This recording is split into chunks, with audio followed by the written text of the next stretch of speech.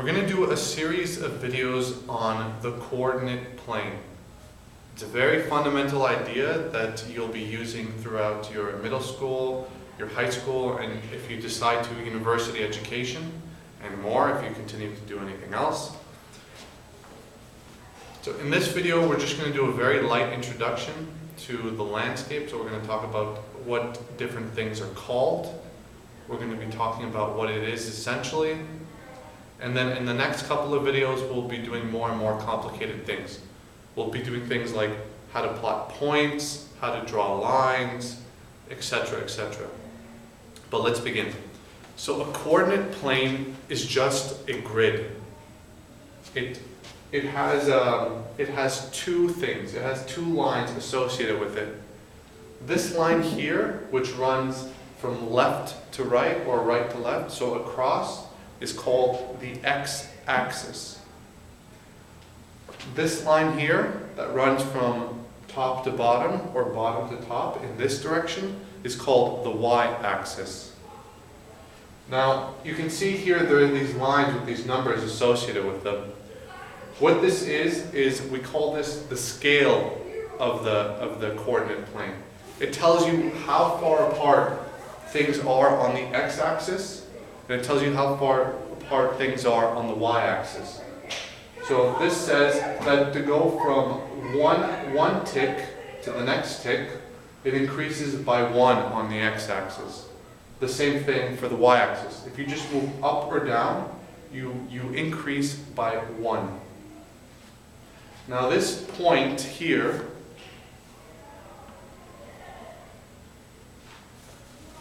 where the two axes or two lines intersect is called the origin. It has a very important meaning and it'll be used a lot, and we'll do that in the next couple of videos. I just want you to get exposed to the word the origin. So these two lines where they intersect, this point is called the origin. Just a quick recap, this line that goes horizontally is called the x-axis. This line, which goes vertically, is called the y-axis. These little ticks are the scale. They tell us what is the distance between ticks on the x-axis and what is the distance between the ticks on the y-axis. Okay?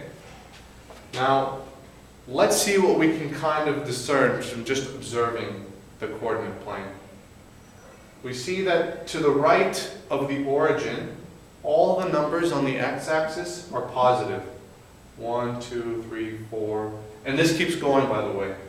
This symbol here, with these ticks, means it can go on forever in this direction. So you just keep adding 1. So it would go 1, 2, 3, 4, and then if I were to write this, it would be 5, 6, 7, and it keeps going 8, 9, 10 to infinity. Now to the left of the x-axis, we see all the numbers are negative. So we see all the numbers to the right of the origin are positive on the x-axis.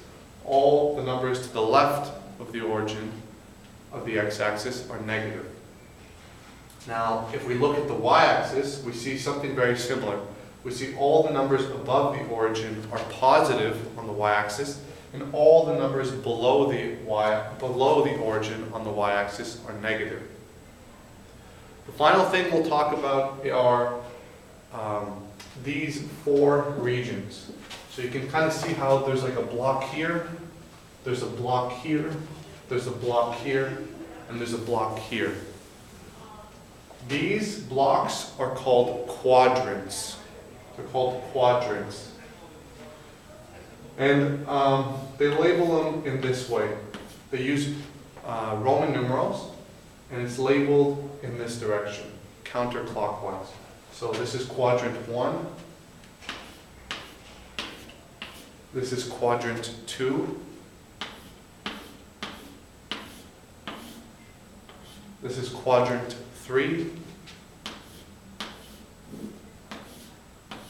And this is quadrant 4. Now the quadrants have some special significance or relation with the x and y axis, which we'll cover in the next video. But let's just recap everything that we learned so far. So what is a coordinate plane? Coordinate plane is just a grid. Okay, we know that the coordinate plane also has two axes or two lines that run horizontally and also run vertically.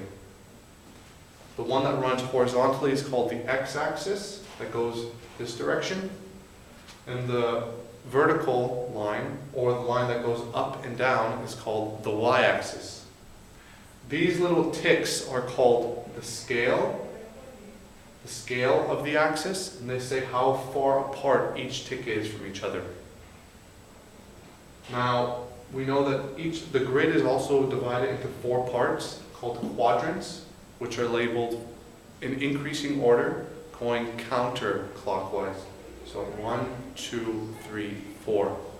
And we label them using Roman numerals.